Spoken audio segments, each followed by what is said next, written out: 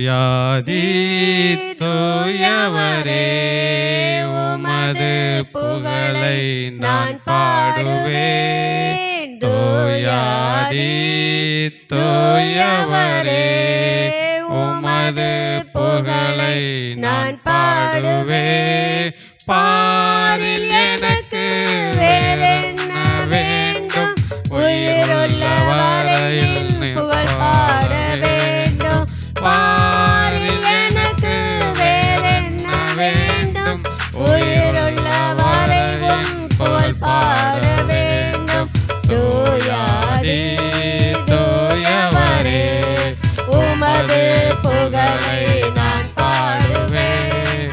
சூழல்கள் கால்களை கழுவினவர் செந்நிறாலே நல்லம் கழுவிடுமே. சீடர்கள் கால்களை கழுவினவர் செந்நிறைய நல்லம் கழுவிடுமே. பாரில் எனக்கு வேறென்ன வேண்டும், உயிருள்ள வரையின் புகழ் பாட வேண்டும். பாரில் எனக்கு வேறென்ன வேண்டும், உயிருள்ள வரையின் புகழ் பாட வேண்டும். பாரி தூயவரே உமது புகழை நான் பாடுவேன். பாரோடி நோய்களை நீக்கியவர் பாவியன் பாவ நோய் நீக்கிடுமே. பாரோடி நோய்களை நீக்கியவர் பாவியன் பார நோய் நீக்கிடுமே. பாரில் எனக்கு வேறென்ன வேண்டும், உயிருள்ள வரையின் புகழ் பாட வேண்டும். பாரில் எனக்கு வேறென்ன வேண்டும், உயிருள்ள வரையின் புகழ் பாட வேண்டும். தூயாதி தூயவரே உமது புகழை நான் பாடுவேன். துயரங்கள் பாரினில் அடைந்தவரே துன்பங்கள் தாங்கிட பலன் தாருமே. துயரங்கள் பாரினில் அடைந்தவரே துன்பங்கள் தாங்கிட பலன் தாருமே.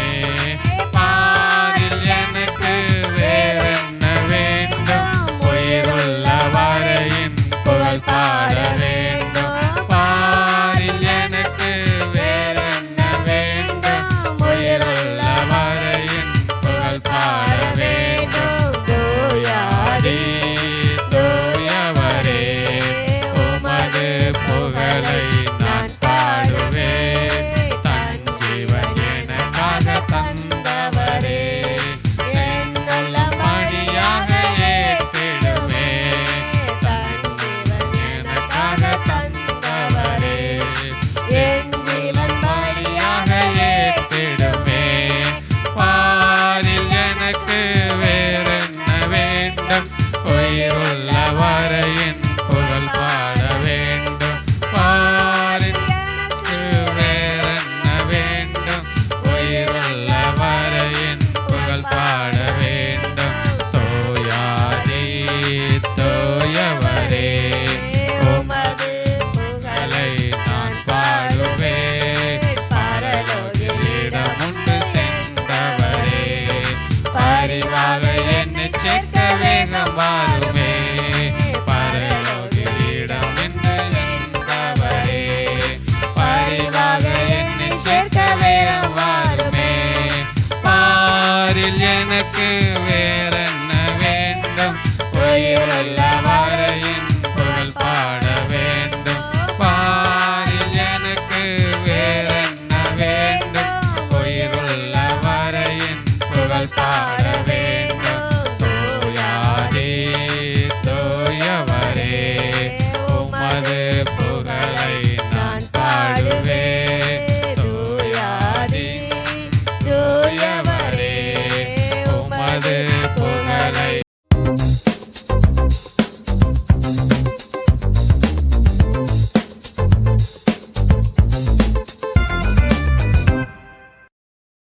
வந்து கேரளா வந்து ஒரு சின்ன ட்ரிப்பு வந்து போயிட்டு வரலாம், எல்லாம் அப்படியே உள்ளேயே இருக்கிறோம் அப்படின்னு சொல்லிட்டு அப்புறம் போகிறதுக்கு அவன் ப்ரிப்பேர் பண்ணான்.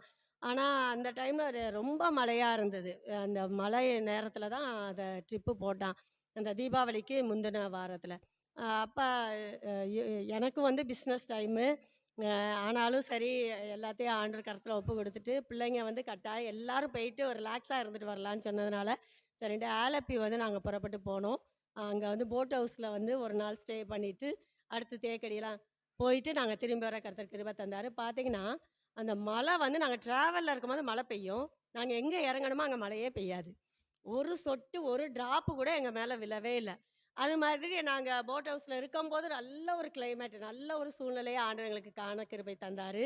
பிள்ளைங்க எல்லாம் சேஃப்டியா நல்லபடியா இருந்துட்டு நாங்க வந்தோம். அதே மாரி தேக்கடியிலயும் நாங்க வந்து ட்ராவல்ல ஃபுல்லா மழை அடிச்சு பெய்யும். அ சாப்பிடுற இறங்குற இடத்துல வரும்போது டக்கு நின்றும். அதே மாரி நாங்க சுத்தி பார்க்க பார்க்கு அந்த க ரோஸ் கார்டன் சொல்லிட்டு போனோம். அந்த இடத்துல வந்து பார்க் ஓப்பன் பார்க் 7 1/2 ஏக்கர்ல அவங்க வச்சிருக்கிறாங்க. அப்போ மழை பெஞ்சா ஒண்ணுமே அனுபவிக்கவே முடியாது. பிள்ளைங்க ஒண்ணையும் ஜாலியா என்ஜாய் பண்ண முடியாது. அ அப்ப எங்க பிரேம் சொன்னா, "அ அம்மா போடுற ஜெபத்துல ஆண்டவர் எல்லாத்தையும் நிறுத்திருவாரு." எல்லாத்தையும் நிறுத்திருவாரு. அம்மா ஒரு ஜெபத்த போடுங்க. அப்படி. போகும்போது, வரும்போது ஜெபத்திலேயே கர்த்தர் கொண்டு போனாரு. அதே மாரி அங்க இறங்கும்போதும் மழையே இல்ல. ஆண்டவர் கிருபையா, பிள்ளைங்க நல்லா என்ஜாய் பண்ணிட்டு, நல்லா அந்த ட்ரிப்ப வந்து அந்த ஒரு 3 நாள் சந்தோஷமா இருந்துட்டு வர்றதுக்கு ஆண்டவர் கிருபை தந்தாரு. ஆனா, இதுக்கப்புறம் எங்க ரிலேட்டிவ் ஒருத்தவங்க போனாங்க. நாங்க போயிட்டு வந்தோன்னு கேள்விப்பட்டுட்டு அவங்க போனாங்க. அவங்க சொன்னாங்க, "நாங்க இறங்கவே முடியல. மழையான மழை. எங்களால வேன விட்டே வெளியில வர முடியல." அப்படின்னு சொன்னாங்க. ஆண்டவர் வந்து கிருபையாய் ஆண்டவர் அந்த 3 நாட்களும் அவருடைய சமூகத்திலயும் ஒரு சந்தோஷமா பிள்ளைகளோட நல்லா என்ஜாய் பண்ண கிருபை தந்தாரு. அதில பிள்ளைகளுக்கு எங்க குட்டீஸ்க்கெல்லாம் நல்லா ஒரு பைபிள் காம்படிஷன் மாரியெல்லாம் வச்சு, குயிஸ் எல்லாம் வச்சு, அதுகள ஒரு என்கரேஜ் பண்ணி, அதுகளுக்கு அப்புறம் கிஃப்ட் எல்லாம் குடுத்து, அது ஒரு மாரி நான் ரொம்ப வருஷம் ஆச்சு நாங்க இப்படியெல்லாம் போயி. ஆண்டவர் கிருபையா எங்கள அழைச்சிட்டு போய் சமாதானத்தோட திரும்பி வர கர்த்தர் கிருபை தந்தார். கர்த்தருடைய நாமத்துக்கு மகிமை உண்டாவதாக. இன்றைக்கு நாம் தெரிந்து கொண்ட வேத வசனம், இன்னைக்கு நான் வர முடியுமா? முடியாது. ஏன்னா 2 நாளையில பாப்பா ஊருக்கு போறா. சண்டே அவங்களுக்கு நைட்டு வந்து பஸ் ரெடி பண்ணியிருக்காங்க சென்னை போறதுக்கு. அ பர்ச்சேஸ்லாம் நெறைய இருக்குது. பேக்கிங் வேலைலாம் இருக்குது. எல்லாம் இந்த மசாலா ஜாமான் இதெல்லாம் ரெடி பண்ணி எங்க அம்மா, "அம்மா இன்னைக்கு ஒரு நாளைக்கு கொஞ்சம் நேரம் பார்த்துக்கோங்க. நான் ஒரு 2 மணி நேரம் போயிட்டு வந்துடுறேன்." ஏன்னா ஆண்டவருடைய வார்த்தை எனக்கு முதல்லயே வந்துருச்சு. அ ஆன் நான் ஜெபம் பண்ணிட்டே இருந்தேன். அப்பா போன தடவையும் நான் போகல ஃபாஸ்டிங் பிரேயருக்கு. இந்த தடவை எப்படியாவது நான் போகணும் அப்படின்னு சொல்லி நான் ஜெபம் பண்ணிட்டே இருக்கும்போது ஆண்டவருடைய வார்த்தை எனக்கு அந்த செய்திக்கான வார்த்தை வந்துச்சு. வரும்போதே நான் நெனச்சேன், நிச்சயமா ஆண்டவர் என்னைய கொண்டு போவாருன்ற விசுவாசம் எனக்குள்ள வந்தது. வேலை வந்து ரொம்ப டைட்டா இருந்தது. அதுக்கு மத்தியில எனக்கு இந்த ப்ரிப்பேர் பண்றதுக்கு எனக்கு கொஞ்சம் டைமு வார்த்தை வந்துருச்சு. ஜெபிக்கிறோம். ஆனா வேதத்த ஆராய்ந்து அந்த வசனத்த எடுக்கணும். அப்ப நான் வந்து ஜெபம் பண்ணிட்டு, அந்த "ஏசப்பா எனக்கு வார்த்தைய குடுத்துட்டீங்க. அத எடுக்கிறதுக்கு எனக்கு நேரம் குடுங்க. 4:30 மணிக்கு எந்திரிச்சா கூட எனக்கு பத்த மாட்டேங்குது நேரம்." அப்படின்னு சொல்லிட்டு நான் ஜெபிச்சுட்டே இருந்தேன். அப்ப வந்து நேத்து பார்த்தீங்கன்னா, திடீர்னு எங்க ஆச்சிக்கு முடியல.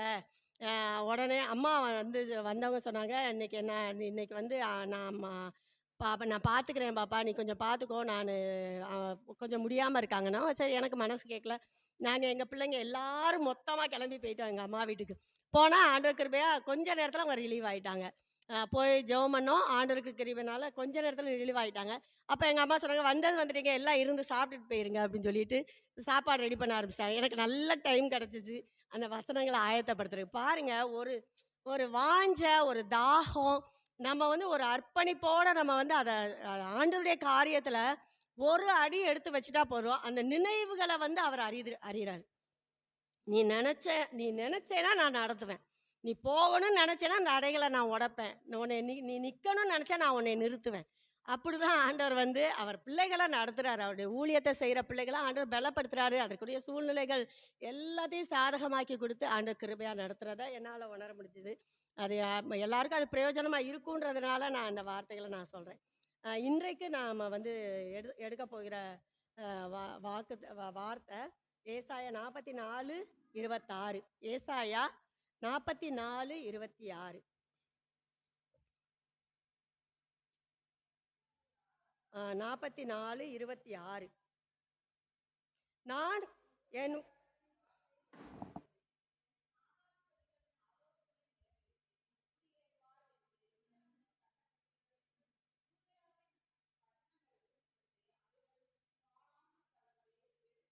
எடுப்பிப்பவர். பாருங்க, ஆண்டவருக்கு நிறைய நாமங்கள் இருக்குல்ல. எகோவா, எகோவா ரூவா, எகோவா ஷம்மா, எகோவா இலியோன், ஏகப்பட்ட ஆண்டோடைய வார்த்தை, ஆண்டோடைய நாமம் வந்து நிறைய நாமங்களை நம்ம வேதத்தில் பார்க்குறோம். அந்தந்த நாமத்துக்குரிய அந்த அர்த்தங்களையெல்லாம் நம்ம பார்க்கும்போது ரொம்ப ஆச்சரியமாக இருக்கும். இந்த இடத்துல கட்டப்படுவாய் என்று சொல்லுகிற ஒரு நாமத்தை உடையவர். அவைகளை பாழான ஸ்தலங்களை எடுப்பிப்பவர், பாழான ஸ்தலங்களை கட்டுவிப்பவர்ங்கிற ஒரு நாமத்தை உடைய தேவனை குறித்து நாம் இன்னைக்கு நம்ம பார்க்க போகிறோம். இந்த இடத்துல என்ன சொல்கிறாருன்னா, குடியேறுவா என்று எருசலேமுக்கும் கட்டப்படுவீர்கள் என்று யூதாவின் பட்டணங்களுக்கும் சொல்லி அவைகளின் பாழான ஸ்தலங்களை எடுப்பிப்பவர். பாருங்க, ஆண்டவர் எதை வந்து கட்டுவார் அப்படின்னு சொல்லி பார்த்தோன்னா, பாழான ஸ்தலங்களை அவர் கட்டி எழுப்புகிற தேவன். அப்போ பாழான ஸ்தலங்கள் அப்படின்னு சொல்லி பார்க்கும்போது நிறைய நம்முடைய வாழ்க்கையில் நம்ம அனுதின சூழ்நிலைகளை நம்ம பார்க்கும்போது நிறைய அதை நம்ம கடந்து தான் நம்ம என்ன செஞ்சிட்ருக்குறோம், வந்துக்கிட்டே இருக்கிறோம். நிறைய பாழான காரியங்கள் என்னென்னா, நம்முடைய சரீரத்தில் பலவீனங்களை நம்ம பார்க்குறோம், வியாதிகளை பார்க்குறோம், நம்முடைய சரீரம் வந்து இடிக்கப்பட்ட நிலைமையில் இருக்கிறத பார்க்குறோம், நம்முடைய ஆத்மா நொறுக்கப்பட்ட நிலைமையில் இருக்கிறத நம்ம பார்க்குறோம். நம்முடைய வாழ்க்கையில் பாழான ஸ்தலங்கள் நிறைய இருக்குது.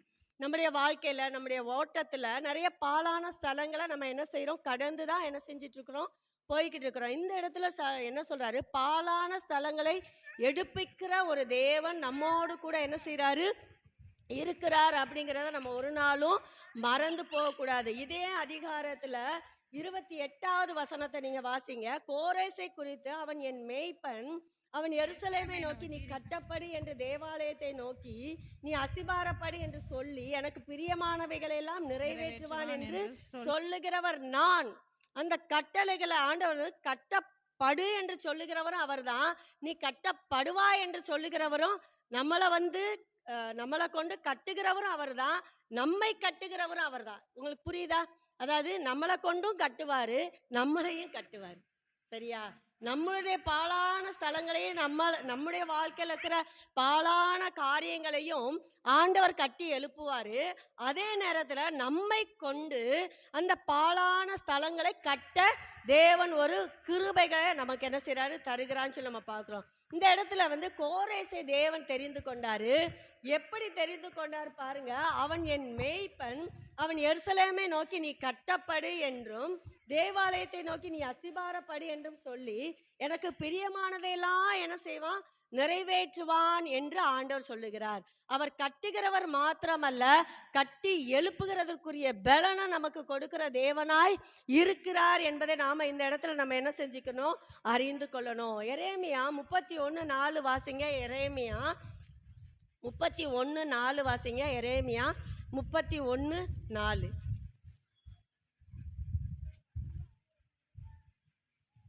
எரேமியா 30. இஸ்ரவேல் என்னும் கன்னிகையே, மறுபடியும் உன்னை கட்டுவிப்பேன், நீ கட்டப்படுவாய். மறுபடியும் நீ மேல வாத்தியத்தோடும் ஆடல் பாடல் செய்கிறவர்களின் களிப்புள்ள கூட்டத்தோடும் புறப்படுவாய். இந்த இடத்துல நம்ம பார்க்கிறோம், இஸ்ரவேல் என்னும் கன்னிகையே மறுபடியும் உன்னை என்ன செய்வேன், நானு கட்டுவிப்பேன். ஆண்டவர் என்ன செய்யறாரு, ஒரு தேசத்தை பார்த்து சொல்றாரு. ஒரு தனிப்பட்ட ஒரு மனுஷனையோ மனுஷியோ ஆண்டவர் பார்த்து சொல்லல, ஒரு இஸ்ரவேல் தேசத்தை பார்த்து ஆண்டவர் சொல்றாரு, இஸ்ரவேல் என்னும் கன்னிகையே மறுபடியும் உன்னை நான் என்ன செய்வேன், கட்டுவிப்பேன். பாருங்க, இஸ்ரவேல் ஆண்டவரை விட்டு விலகி அது முழுவதுமா என்ன செய்து, அது பாழாய் போய் கிடக்குது. அது அந்நிய விக்கிரகங்களுக்குள்ள அது என்ன செஞ்சிருக்கு, விழுந்து போய் கிடக்கிறத நம்ம பார்க்குறோம்.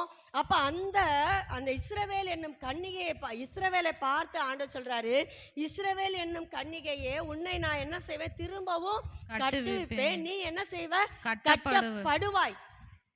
ஆண்டவர் சொல்றாரு, நம்மளை பார்த்து அப்படிதான் சொல்றாரு, என் கன்னிகையே உன்னுடைய வாழ்க்கையில இடிந்து கிடக்கிற காரியங்களை நான் திரும்பவும் என்ன செய்வேன், கட்டி நான் எழுப்புவேன். மறுபடியும் நீ மேல வாத்தியங்களோட ஆடல் பாடல் செய்கிறவர்கள் களிப்புள்ள கூட்டத்தோடு என்ன செய்வாய், நீ புறப்படுவாய். நம்ம என்ன சொல்றோம், எனக்கு வயசாயிருச்சு, என்னால இதுக்கு மேல என்ன செய்ய முடியாது, ஓட முடியாது, நான் இப்படிப்பட்ட பலவீனத்துல நான் இருக்கிறேன், என்னால நான் திரும்பவும் நான் என்ன செய்ய, அந்த காலத்துல ஓடணும். நிறைய பேர் சொல்றதை நான் கேட்டிருக்கேன், அந்த காலத்துல ஓடணும்ப்பா, இப்ப எங்களால என்ன செய்ய முடியாது, ஓட முடியாது. ஆண்டவர் சொல்றாரு, நம்மளை பார்த்து சொல்றாரு, கன்னிகையேன்னு சொல்றாரு.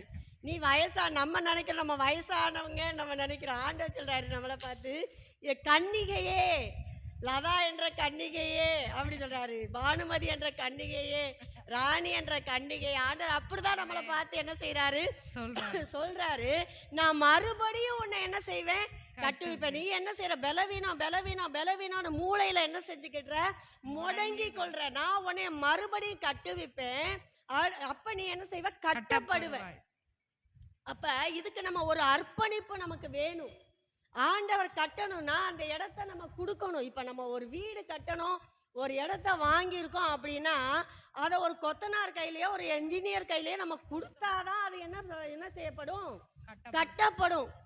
அப்படி கொடுக்காமலே என் வீடை கட்டணும், இது ஏன் இடம்னு நம்ம அதையே வச்சுக்கிட்டே இருந்தோம்னா அந்த வீடு கட்டப்படுமா? முடியாது. என்னைக்கு ஒரு என்ஜினியரை நம்பி நம்ம அந்த இடத்த நம்ம கையில கொடுக்குறோமோ அன்னைக்கு தான் அந்த வீடு என்ன செய்யப்படும், கட்டப்படும். அதே மாதிரி தான் நம்மளை ஆண்டவருக்கு என்ன முழுசா ஒப்பு கொடுக்கும். ஆண்டவரே என்னை கட்டுங்கப்பா, என்னை கட்டி எழுப்புங்கன்னு சொல்லி அவர் கையில அர்ப்பணிப்போட நம்ம கொடுக்கும் போதுதான் ஆண்டவர் நம்மை என்ன செய்ய முடியும், கட்ட முடியும். நமக்கு அந்த அதிகாரத்தை அவர் கொடுக்க முடியும். சரியா? அப்ப நம் கட்டப்படணும்னா முதல்ல ஆண்டவர் கையில நம்மளை அர்ப்பணிக்கணும், நம்மளை ஒப்பு கொடுக்கணும். ஆண்டவரை, நான் பலவீனமான பாண்டம் தான், என்னால முடியலதான், எனக்கு பலன் இல்லதான், நான் வியாதியோட போராடிக்கிட்டு இருக்கேன் தான், ஆனாலும் என் சரீரத்தை உம்முடைய கரத்துல ஒப்பு கொடுக்கிறேன், இந்த ஊழியத்தை உம்முடைய கரத்துல ஒப்பு கொடுக்கிறேன். இது எல்லாமே பாலாதான் கிடக்குது. எந்த ஊழியமும் நிம்மதியா செய்ய முடியாத சூழ்நிலையில தான், நெருக்கத்தின் மத்தியில தான் கிடக்குது, எல்லாம் பாலா கிடக்குது. அப்படியே பார்த்துட்டு நம்ம மூளையில உட்கார்றதுக்கு ஆண்டவர் நம்மளை அழைக்கல. அந்த பாலாய் கிடக்கிற அந்த ஸ்தலங்களை கட்டி எழுப்பும்படியாக உன்னையும் என்னையும் தேவன் என்ன செய்திருக்கிறாரு, தெரிந்து கொண்டிருக்கிறார். பாலான ஸ்தலங்களை கட்டி எழுப்பும்படியாக தேவன் நம்ம என்ன செய்திருக்கிறாரு, முன்குறித்திருக்கிறார். மறுபடியும் நீ மேல வாத்தியத்தோடும் ஆடல் பாடல் செய்கிறவர்கள் களிப்புள்ள கூட்டத்தோடு என்ன செய்வ, புறப்படுவ. பாருங்க, இனிமேல் இதுக்கு மேல நமக்கு ஒரு புறப்படுதல் இருக்கு. நமக்கு ஃபுல் ஸ்டாப்னு ஆண்டவர் வைக்கல. ஆண்டவர் இன்னும் ஒரு மணவாளியாய், ஒரு கன்னிகையாய் நம்மளை அதே ஃபுல் ஃபோர்ஸோட அன்னைக்கு நாம் எப்படி தேவனுடைய சமூகத்தில் ரட்சிக்கப்பட்ட நாட்களில் எந்த அளவுக்கு ஒரு வைராக்கியத்தோடு தேவனுடைய சமூகத்தில் நின்றோமோ, எந்த ஒரு வைராக்கியத்தோடு தேவனுடைய சமூகத்தில் ஊழியங்களை நம்ம செய்தோமோ, அதே ஒரு வல்லமையோடு கூட, அதே ஒரு புதுப்பித்தலின் அனுபவத்தோடு கூட அது ஆண்டவருடைய கரத்தில் அர்ப்பணித்து நம்ம செய்யும் போது ஆண்டவர் திரும்பவும் அந்த பலனை நம்முடைய வாழ்க்கையில் என்ன செய்யறாரு, கொடுத்து திரும்பவும் நம்முடைய ஊழியங்களை கட்டி எழுப்புறாரு. சிதைந்து கிடக்கிற நம்முடைய குடும்பங்களை கட்டி எழுப்புறாரு. சிதைந்து கிடக்கிற மற்றவருடைய வாழ்க்கையில் இருக்கிற அந்த பாலான ஸ்தலங்களை கட்டி எழுப்பக்கூடிய கிருபைகளையும் நமக்கு ஆண்டவர் என்ன செய்யறாரு, கொடுக்கிறாருங்கிறத நம்ம ஒரு நாள் என்ன செய்யக்கூடாது, மறந்து போகக்கூடாது. அப்ப ஆண்டவருடைய கரத்துல நாம் அர்ப்பணிக்கும் போதுதான் நாம் கட்டப்பட முடியும். நம்மளை முழுமையுமாய் ஒப்பு கொடுக்கும் போதுதான் அப்படியே நம்முடைய வாழ்க்கையை கட்டி என்ன செய்ய முடியும், எழுப்பிட முடியும். அடுத்தபடியா அதே எரேமியா 33 அதிகாரம் 7வது வசனத்தை வாசிங்க. நான் யூதாவின் சிறையிருப்பையும் இஸ்ரவேலின் சிறையிருப்பையும் திருப்பி முன்னிருந்தது போல அவர்களை கட்டுவித்து அவர்கள் எனக்கு விரோதமாய் குற்றம் செய்து அவருடைய எல்லா அக்கிரமங்களுக்கும் அவர்களை நீங்களாக்கி சுத்திகரித்து அவர்கள் எனக்கு விரோதமாய் குற்றம் செய்து எனக்கு விரோதமாய் துரோகம் பண்ணின அவருடைய எல்லா அக்கிரமங்களையும் நான் மன்னிப்பேன். பாருங்க, நிறைய நேரத்தில் நான் இந்த வார்த்தையை சொல்லிட்டேங்க, நான் ஊழியத்துக்கு தகுதியே இல்லை, நான் இந்த காரியத்தை செஞ்சுட்டேங்க, நான் இதை பேசிட்டேங்க, என்னுடைய வாழ்க்கையில் அந்த பாவத்தை நான் செஞ்சுட்டேங்க, அதை சொல்லி சொல்லி சொல்லி பிசாசு நம்முடைய இருதயத்தில் அந்த வார்த்தைகளை வச்சு வச்சு வச்சு என்ன செஞ்சிருவான், நம்மளை மூளையில் என்ன செஞ்சிருவான், முடக்கி வச்சிருவான். நீ ஆண்டவருக்கு பிரியமில்லாத காரியத்தை செஞ்சுட்ட, நீ இந்த பாவத்தை செஞ்சுட்ட, இந்த அக்கிரமத்தை நீ செஞ்சுட்ட, நீ இதை ஆண்டவருக்கு விரோதமா இப்படி பேசிட்ட, அவங்களுக்கு விரோதமா நீ துரோகம் பண்ணிட்ட, இப்படி நிறைய காரியங்களை பிசாசு நம்முடைய இருதயத்துல விதைச்சு நம்மளை கட்டி போட்டுடுறான். நம்மளை செயல்பட விடாதபடிக்கு நம்மளை முடக்கி வச்சிடுறத நம்ம பார்க்குறோம். இந்த இடத்துல பிசாசு நம்மளை என்ன செஞ்சிடறான், நம்முடைய பாவங்களை நமக்கு முன்னாடி வச்சு வச்சு நம்மளை சிறைப்படுத்திடுறான். நம்முடைய விலங்கு போட்டு கட்டி என்ன செஞ்சா வச்சிடறான். நம்மளால அதை மீற முடியலை. ஒரு காரியத்தை சொல்லும்போது, ஏய் நீ இந்த காரியத்தில் எப்படி நடந்த எனக்கு தெரியும், இன்னைக்கு நீ பெரிய நல்லவ மாதிரி பேசிக்கிற, பிசாசு என்ன செய்யும், நம்மளை அந்த ஆண்டவருடைய காரியத்தை செய்ய விடாதபடிக்கு அந்த நாளில் என்ன செய்யும், நமக்கு ஒரு தடைய, ஒரு சிறையிருப்பை நமக்கு நம்முடைய வாழ்க்கையில கொண்டு வரும். நம்மளை எலும்ப விடாதபடிக்கு நம்முடைய பாவங்களை நமக்கு முன்னாடி கொண்டு வந்து நிறுத்தும். அப்ப இந்த இடத்துல ஆண்டவர் சொல்றாரு, நான் யூதாவின் சிறையிருப்பையும் இஸ்ரவேலின் சிறையிருப்பையும் நான் திருப்பி முன்னிருந்தது போல அவர்களை நான் என்ன செய்வேன், மறுபடியும் கட்டுவிப்பேன். அதுல சொல்றாரு பாருங்க, வரிசையா அவர்கள் எனக்கு விரோதமாய் குற்றம் செய்த அவருடைய எல்லா அக்கிரமங்களுக்கும் அவரை நீங்களாக்கி நான் என்ன செய்வேன், சுத்திகரிப்பேன். ஆண்டவர் பாருங்க எவ்வளவு அற்புதமான தேவன். எத்தனை பாவத்தை செய்தாலும் இஸ்ரவேலின் ஜனம், யூதாயன் கோத்திரம் விட்டு கொடுக்கவே மாட்டாரு. நீங்க ஏதாவது மனதை உறுத்துகிற ஒரு சில காரியங்களுடைய வாழ்க்கையில தொடர்ந்து உங்களை காயப்படுத்திக்கிட்டே இருக்குன்னா, ஒரு முள்ளு மாதிரி குத்திட்டே இருக்குன்னா, இயேசுவின் நாமத்துல இந்த முள்ளை நான் இன்னைக்கே பிடுங்கி போடுகிறேன். இந்த சிறையிலிருந்து நான் விடுதலை ஆகிறேன், இயேசுவின் ரத்தத்தினால விடுதலையாக்கப்படுறேன்னு சொல்லி நம்ம என்ன செய்யணும், எழும்பணும். எழும்பும் போதுதான் அந்த கட்டுகள்ல இருந்து, பிசாசின் கட்டுகள் நம்மளால என்ன செய்ய முடியும், வெளியில. ஆண்டவர் கட்டை உடைக்கிற தேவன், நம்ம கட்டுகளை அறுத்து சிறையிருப்பை திருப்புகிற ஒரு தேவன் நம்மோடு கூட இருக்கிறாரு.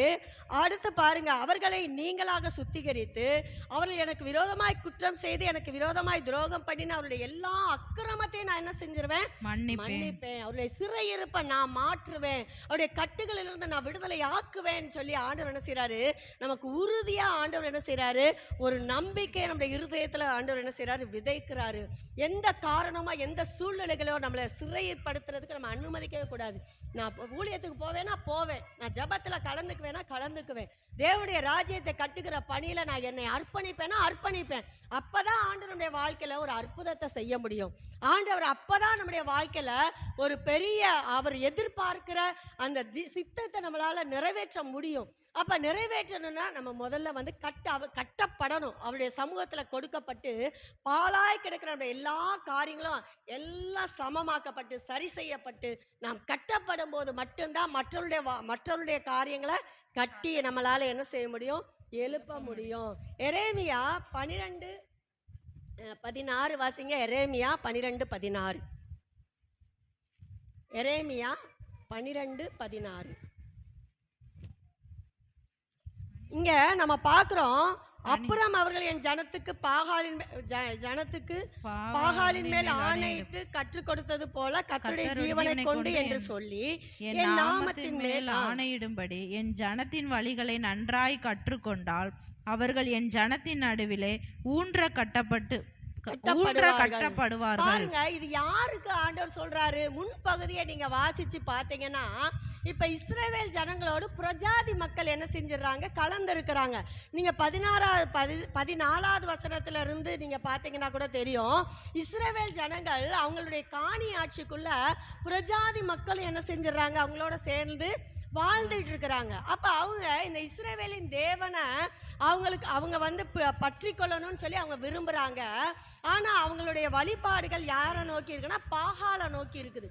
அப்ப அந்த பாகாலை வணங்குகிற அந்த ஜனங்கள் இந்த இஸ்ரவேல் ஜனங்களுடைய தேவனை அறியணும் அப்படின்னு சொல்லி என்ன செய்யறாரு, ஆண்டவர் விரும்புகிறாரு.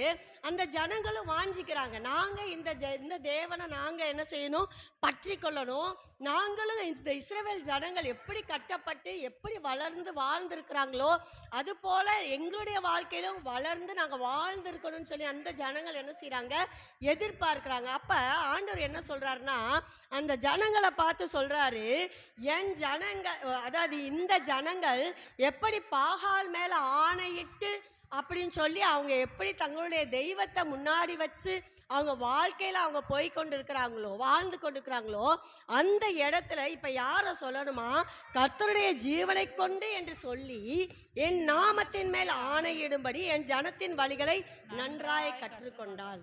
அதாவது பிரஜாதி மக்கள் இன்றைக்கு யாரை பார்த்து கற்றுக்கொள்ளணும், தேவ பிள்ளைகளை பார்த்து அவங்க என்ன செய்யணும், கற்றுக்கொள்ளணும். அன்றைக்கு பாகாலின் மேல் ஆணையிட்டு தங்களுடைய வாழ்க்கையில சகல காரியங்களை செய்த அந்த ஜனங்கள் இப்ப யாரை பார்த்து அவங்க என்ன வார்த்தை சொல்லணும்னா, கர்த்தருடைய ஜீவனை கொண்டு நான் சொல்றேன். அப்ப அவங்க வாழ்க்கையில ஒரு மாற்றத்தை தேவன் என்ன செய்யறாரு, எதிர்பார்க்கிறாரு. அப்படிப்பட்டவர்களாய் அவர்களை கட்டும்படியாக தேவன் என்ன செய்யறாரு, விரும்புகிறாரு. அப்ப இந்த இடத்துல என்ன தேவைப்படுது, அந்த இஸ்ரவேல் ஜனங்களுடைய சாட்சியுள்ள வாழ்க்கை அந்த இடத்துல என்ன செய்யுது, தேவைப்படுது. இப்ப மற்றவர்கள் கட்டப்படணும்னா நாம் கட்டப்பட்டவர்களாய் இருக்கணும். கட்டி எழுப்பப்பட்டவர்களாய் நாம் இருக்கும்போது தான் நம்மளை பார்க்குறவங்க என்னுடைய பாழான ஸ்தலம், இவங்களுடைய கட்டடம், இவங்க எப்படி கட்டி உயர்த்தப்பட்டிருக்கிறாங்களோ அதுபோல என்னுடைய வாழ்க்கை கட்டி உயர்த்தப்படணும்னா நான் முதல்ல கட்டப்பட்டிருக்கணும். இப்போ நான் போய் மற்றவர்களுக்கு சுவிசேஷத்தை சொல்லி அவங்கள ஆண்டவருக்குள்ள வழி நடத்தணும்னா, நான் அவங்களுக்குள்ள ஒரு சமாதானத்தை கொண்டு வரணும்னா, அந்த ரெண்டும் எனக்குள்ள முதல்ல என்ன செய்யணும், இருக்கணும். நான் முதல்ல கட்டப்பட்டிருந்தாதான் பாழான ஸ்தலங்களை என்னால் என்ன செய்ய முடியும், கட்டி எழுப்பப்பட முடியும். அப்ப இந்த காரியம் என்னுடைய வாழ்க்கையில இருக்குமானால் நான் முதல்ல கட்டப்பட்டிருக்கிறவளாய் இருக்கிறேனான்னு தேவ சமூகத்துல உட்கார்ந்து நான் பார்க்கணும். ஆண்டவரை உமக்கென்ன நான் அர்ப்பணிச்சிருக்கிறேனா, நான் கட்டப்பட்டிருக்கிறேனா, என்னுடைய பாழான ஸ்தலம் இன்னும் பாழான ஸ்தலம் குட்டிச்சவரா நான் இருந்துக்கிட்டு ஒரு புதிய காரியத்தை நான் என்ன செய்ய முடியாது, செய்ய முடியாது.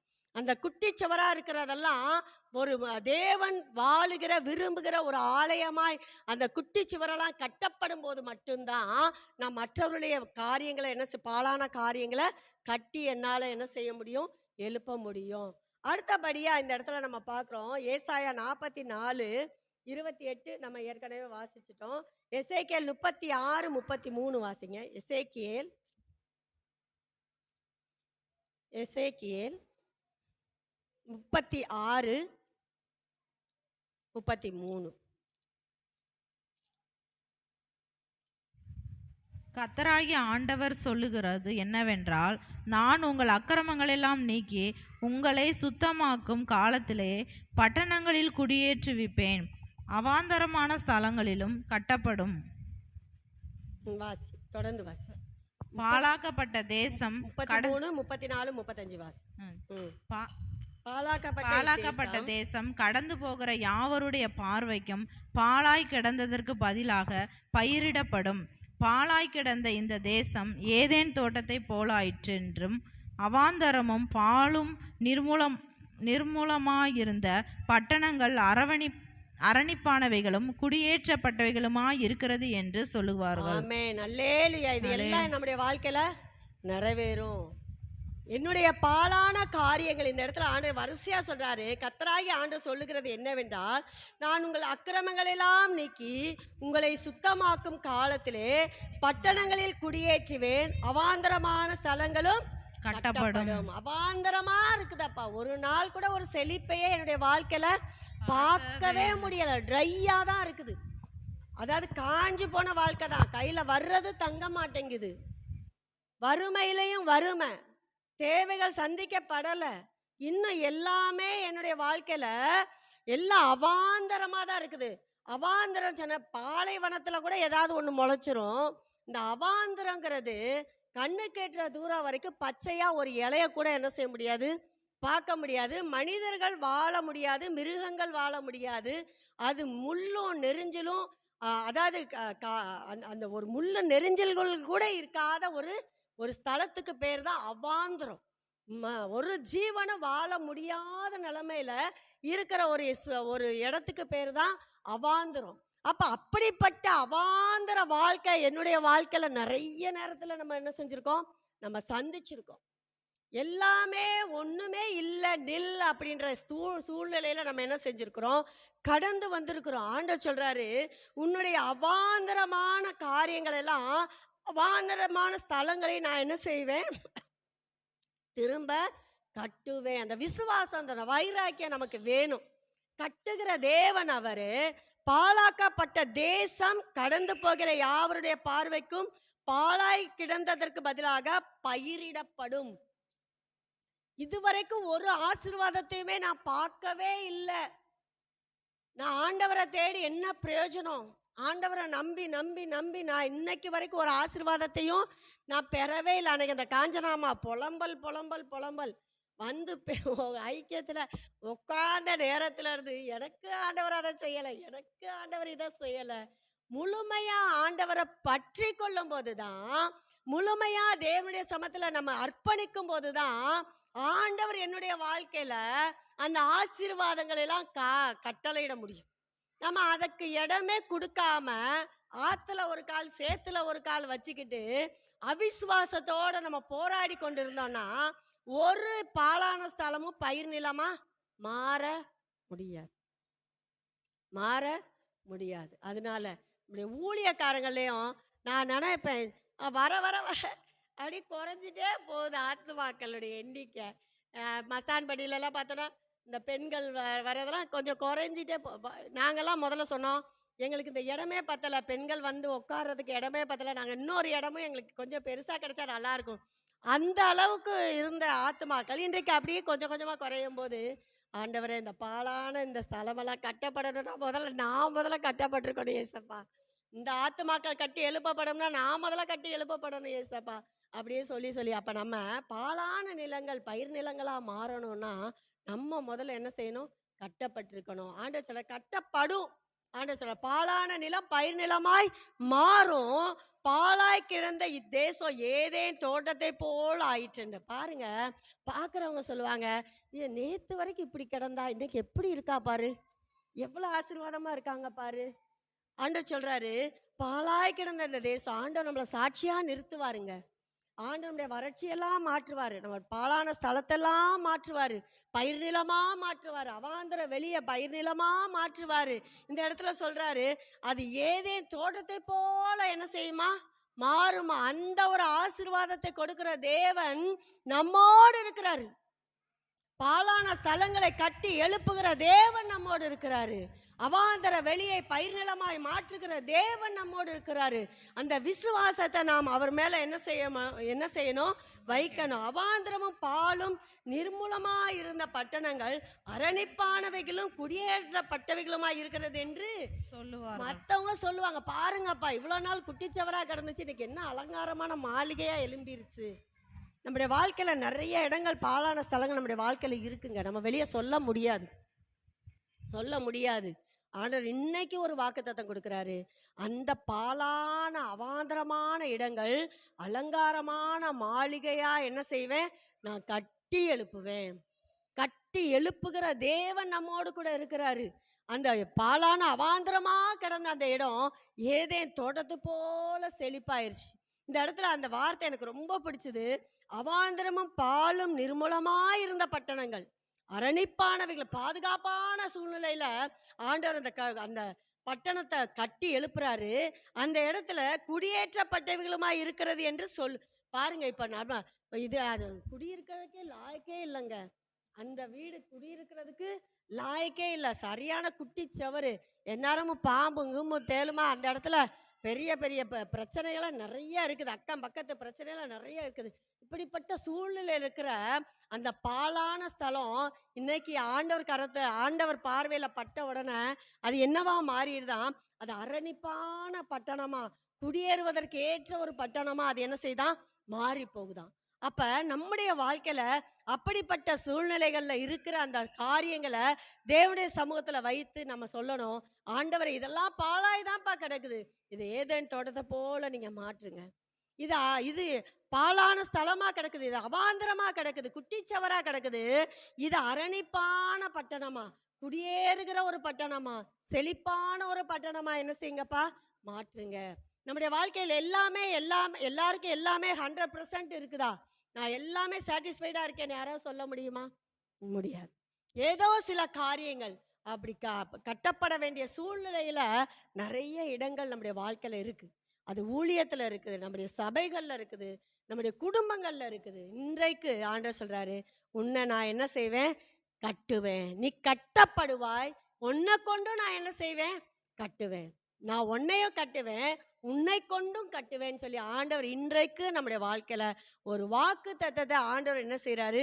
நமக்கு உறுதியாக கொடுத்திருக்கிறாரு. இந்த வாக்கு தத்தத்தை நம்ம இன்னைக்கு என்ன செய்ய போறோம்? சுதந்திரிக்க போறோம். கண்களை மூடி ஜெபிப்போமா? ஸ்தோத்தரிக்கிற ராஜா, உம்மை துதிக்கிறோம், உம்மை துதிக்கிறோம், உம்மை துதிக்கிறோம் ராஜா. சோதரம் ஆண்டவரே, உம்மை துதிக்கிறோம் ராஜா. ஆண்டவரே, இஸ்ரவேல் எனும் கன்னிகையே, நான் திரும்பவும் உன்னை கட்டுவேன். ஹல்லேலூயா. விட்டு கொடுங்க, ஆண்டவர் கரத்துல உங்களை ஒப்பு கொடுங்க. அப்பா சோதரம் ஆண்டவரே, எங்களை ஒப்பு கொடுக்கிறோம் ராஜா. அப்பா ஆண்டவரே, உம்முடைய கரத்துல நாங்கள் ஒப்பு கொடுக்கிறோம் ராஜா. அப்பா நீ கட்டப்படுவாய், மேல வாத்தியங்களோடு நீ திரும்பவும் புறப்படுவாய். ஹalleluya ஸ்தோத்திரம் அப்பா. ஹalleluya ஸ்தோத்திரம். கட்டுகிற தேவன், நீ கட்டப்படுவாய். ஹalleluya. உன்னை அலங்கார மாளிகையாய் கட்டி எழுப்புகிற தேவன் ஒருவர் உண்டு. உன்னுடைய வாழ்க்கையில பாழாய் கிடக்கிற ஸ்தலங்களை கட்டி எழுப்புகிற ஒரு தேவன் உண்டு. அது அலங்காரமான மாளிகையை எழும்ப பண்ணுகிற தேவன் ஒரு உண்டு. ஒரு பாழான ஒரு ட்ரையான இடத்துல ஒரு ஏதேன் தோட்டத்தை போல ஒரு செழிப்பை கொண்டு வருகிற தேவன் ஒருவர் உண்டு. அவங்க மற்றவங்க பார்த்து சொல்லுவாங்க, ஐயோ நேத்து வரைக்கும் இப்படி இருந்தா இன்னைக்கு எவ்வளோ ஆசீர்வாதமா இருக்கிறா, கடந்த ஆண்டு இப்படி இருந்தா இந்த ஆண்டு எவ்வளோ ஆசீர்வாதமா இருக்கிறா. ஒரு மாற்றத்தை கத்தருடைய வாழ்க்கையில கொண்டு வர அவர் வல்லமையுள்ள தேவனா இருக்கார். கட்டி எழுப்புகிற தேவன், பாழான ஸ்தலங்களை கட்டி எழுப்புகிற தேவன், சிறு இருப்பிலிருந்து நம்மை மீட்டு அப்படியாய் நம்முடைய வாழ்க்கையை கட்டி புதுப்பிக்கிற ஒரு தேவன். எல்லா அக்கிரமத்தை மன்னித்து எல்லா வியாதிகளையும் நம்மளை விட்டு விலக்கி நம்மளை ஒரு பலப்படுத்தி, பலம் என்ற அந்த கட்டுகளை, எல்லா பலவீனமாகிய கட்டுகளை அறுத்து நம்மளை பலப்படுத்துகிற தேவன் நம்மோடு கூட இருக்கிறார். ஹalleluya. கட்டி எழுப்புகிற தேவன். நீ திரும்பவும் கட்டப்படுவாய். ஹalleluya. திரும்பவும் கட்டப்படுவாய். என்னுடைய வாழ்க்கையில எல்லாம் முடிஞ்சு போச்சு நீ நினைக்கலாம். ஆண்டவர் சொல்றாரு, இல்ல இல்ல இல்ல இல்ல, நான் திரும்ப உன்னை கட்டி எழுப்புவேன். இஸ்ரவேல் என்னும் கன்னிகையே, நான் உன்னை திரும்ப நான் கட்டுவேன். உன் அக்கிரமத்தெல்லாம் நான் மன்னிச்சிட்டேன், உன் பாவத்தெல்லாம் நான் மன்னிச்சிட்டேன். கிழக்குக்கு மேற்குக்கு எவ்வளவு தூரமோ அவ்வளவு தூரமா என் பாவத்தெல்லாம் உன்னை விட்டு விலக்கிட்டேன். நீ திரும்பவும் கட்டப்படுவாய். ஹalleluya. சோதரம் ஆண்டவர், எங்களை கட்டுகிறவர், கட்டி எழுப்புகிறவர், எங்களை கொண்டு கட்டுகிறவர் அப்பா. ஹalleluya. இழுப்பு பாழான ஸ்தலங்களை எங்களை கொண்டு கட்டும்படியாய் கர்த்தர் எங்களை கட்டி எழுப்பும்படியாய் நாங்கள் செபிக்கிறோம் ஆண்டவர். பாழான நிலங்கள் இன்றைக்கு பயிர் நிலங்களாய் மாறுவதாக. ஹalleluya. வறண்ட நிலங்கள் பயிர் நிலங்களாய் மாறுவதாக. ஹalleluya. ஸ்தோத்திரம் ஸ்தோத்திரம் ஸ்தோத்திரம். எங்கெல்லாம் பாழாய் கிடக்கிறதோ, எங்கெல்லாம் அவாந்தரமாய் கிடக்கிறதோ, அந்த இடங்கள் எல்லாம் இன்றைக்கு பயிர் நிலங்களாய் மாறுவதாக. ஏதேன் தோட்டத்தின் செழிப்பு அந்த இடத்துக்குள்ள கடந்து வருவதாக. ஹalleluya. மை துதிக்கிற ராஜா. ஸ்தோத்திரம். அரணிப்பான பட்டணமாய் மாறட்டும், குடியேறுவதற்கு ஏற்ற ஸ்தலங்களாய் மாறட்டும், ஆத்துமாக்கள் வந்து அடைகிற கண்மலையாய் அது மாறட்டும். ஹalleluya. ஆத்துமாக்களினால் நிரப்பப்படுகிற சபைகளாய் மாறட்டும். வறண்டு கிடக்கிற ஆண்டவரை திருச்சபைகள் ஆண்டவரை மறுபடியும் உயிர்ப்பிக்கப்படட்டும், கட்டி எழுப்பப்படுவதாக. ஹalleluya. கட்டப்படுவதாக. ஹalleluya. ஸ்தோத்திரம் ஸ்தோத்திரம் ஸ்தோத்திரம் ராஜா. திரும்பவும் கட்டப்படுவாய். ஹalleluya. தினம் சொல்லுங்க, ஆண்டவரை திரும்பவும் என்னை கட்டுங்கப்பா, திரும்பவும் என்னை எழுப்புங்க, திரும்பவும் நான் புது பலத்தோடு ஓட கிருபை தாங்க. சரீர கட்டுகள் எனக்கு வேண்டாப்பா, பலவீன கட்டுகள் எனக்கு வேண்டாப்பா. ஆண்டவரே, பாழான ஸ்தலங்களை கட்டுகிறவர்களாய் நாங்கள் மாறட்டும். ஹalleluya. ஸ்தோத்திரம் ஆண்டவரே. அப்பா, வனாந்திரங்கள் எல்லாம் ஏதேன் தோட்டங்களாய் மாறட்டும் இயேசுவின் நாமத்துல. சபைகளுக்குள்ள இருக்கிற வறுமைகள் விலகட்டும் இயேசுவின் நாமத்துல. வறட்சிகள் நீங்கட்டும், சபைகள் உயிர் மீட்சி அடையட்டும். ஹalleluya. ஸ்தோத்திரம். ஏதேன் தோட்டத்தை போல சபைகள் செழித்து வளரட்டும், எங்கள் குடும்பங்கள் ஆசீர்வாதத்திலே செழித்து வளரட்டும். ஹalleluya. ஸ்தோத்திரம் ஆண்டவர். ஏதேன் தோட்டமா எங்கள் குடும்பங்கள் மாறட்டும், ஒரு செழிப்பு உண்டாகட்டும் இயேசுவின் நாமத்துல. ஹalleluya. மை துதிக்கிறோம், உமக்கு நன்றி செலுத்துற ராஜா. ஆண்டவர், இஸ்ரவேல் என்னும் கன்னிகையே, நீ திரும்பவும் கட்டப்படுவாய், மேல வாத்தியங்களோடு நீ புறப்படுவாய். ஹalleluya. கர்த்தர் இன்றைக்கு எங்களுக்கு கொடுத்த அந்த வாக்கு தத்தத்துக்காய் நாங்கள் நன்றி செலுத்துகிறோம். ஹalleluya. இடிந்து போனவைகளை கட்டி எழுப்புகிற தேவன், இழந்து போனவைகளை திரும்ப தருகிற தேவன் அப்பா. அப்பா, உமக்கு நன்றி செலுத்துகிறோம், உம்மை துதிக்கிறோம், ஸ்தோத்தரிக்கிறோம். துதி கன மகிமையா உமக்கே செலுத்துகிறோம். இயேசு கிறிஸ்துவின் உன்னத நாமத்திலே ஜெபிக்கிறோம் எங்கள் ஜீவனுள்ள நல்ல பிதாவே, ஆமென்.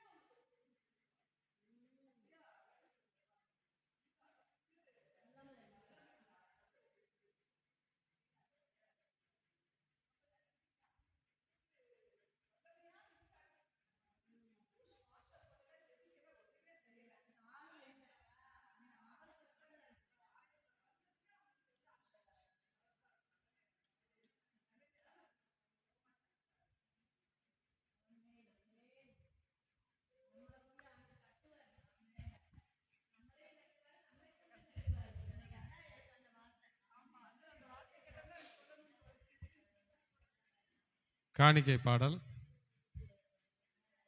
பாடல் 347. வாங்க.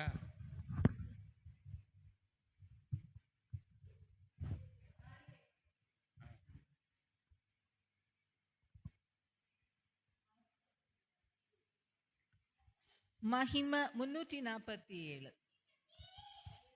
47.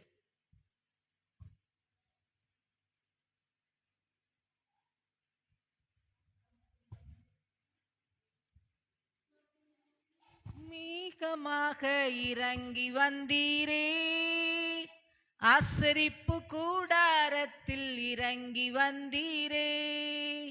மகிமையின் மேகமாக இறங்கி வந்தீரே, ஆசரிப்பு கூடாரத்தில் இறங்கி வந்தீரே. வாருமையா நல்லவரே, துணையாளரே, எங்கள் ஆறுதலே. வாருமையா நல்லவரே, துணையாளரே, எங்கள் மகிமையின் மேகமாக இறங்கி வந்தீரே, ஆசரிப்பு கூடாரத்தில் இறங்கி வந்தீரே. மகாபரிசுத்த ஸ்தலத்தினில் கேருபீன்கள் மத்தியில் கிருபாசன மீதினில் இறங்கி வந்தீரே. மகாபரிசுத்த ஸ்தலத்தினில் கேருபீன்கள் மத்தியில் கிருபாசன மீதினில் இறங்கி வந்தீரே. வாருமையா நல்லவரே, துணையாளரே, எங்கள் ஆறுதலே. வாருமையா நல்லவரே, துணை ஆறுதலே. மகிமையின் மேகமாக இறங்கி வந்தீரே, ஆசரிப்பு கூடாரத்தில் இறங்கி வந்தீரே. முச்செடியின் மத்தியில் சீனாய் மலை உச்சியில் கண்மலையின் வெடிப்பினில் இறங்கி வந்தீரே. முச்செடியின் மத்தியில் சீனாய் மலை உச்சியில் கண்மலையின் வெடிப்பினில் இறங்கி வந்தீரே. வாருமையா நல்லவரே, துணையாளரே, எங்கள் வாருமையா நல்லவரே, துணையாளரே, எங்கள் ஆறுதலே. மகிமையின் மேகமாக இறங்கி வந்தீரே, ஆசரிப்பு கூடாரத்தில் இறங்கி வந்தீரே.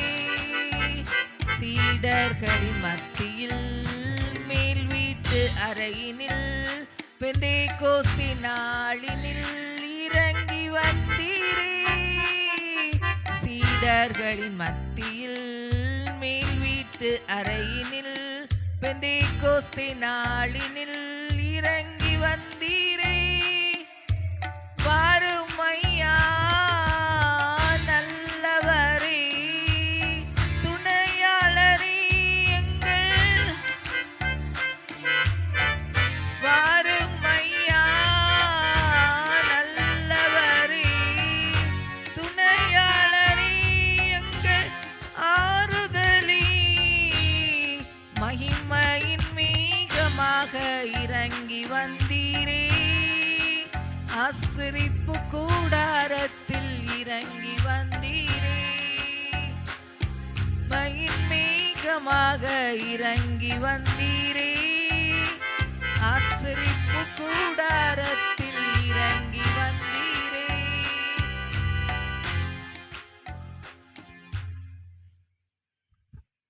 ஸ்தோத்திரம் ஆண்டவரே, உம்மை துதிக்கிறோம். கொடுத்த காணிக்கைக்காக நாங்கள் செபிக்கிறோம். எங்கள் காணிக்கையும் தகப்பதாமே ஆசீர்வதிக்கும்படி நாங்கள் செபிக்கிறோம். இந்த நாளிலும் உடைய வார்த்தைகளை குறித்து இந்த 11வது மாதத்திலும் ஆண்டவரே பாழான ஸ்தலங்கள் எடுப்பு கட்டப்படுவீர்கள் என்று சொன்னது போல இந்த நாட்களிலும் தகப்பனே எங்களுடைய வாழ்க்கையிலும் எங்கள் குடும்பங்கள் எங்கள் ஊழியங்கள் எல்லாத்திலும் ஆண்டவரே இந்த பாழான ஸ்தலங்களெல்லாம் எடுத்து கட்டுப்பிக்க நாட்களுக்காக நாங்கள் செபிக்கிறோம். தொடர்ந்து தாமே கோரேசை கொண்டு என் வார்த்தைகளை நிறைவேற்றுவேன் என்று சொன்ன தேவன் தாமே கர்த்தர் தாமே இந்த நாளிலும் கொடுத்த வார்த்தைகளுக்காக நாங்கள் செபிக்கிறோம். வந்திருக்கிற ஒவ்வொருவருடைய வாழ்க்கையிலும் திரும்ப அவருடைய ஸ்தலங்களில் எடுத்து கட்டப்படும் நாளுக்காக நாங்கள் செபிக்கிறோம். ராஜா, தொடர்ந்து வார்த்தைகளை ஆசீர்வதிக்கும்படி தொடர்ந்து கொடுக்குறோம்.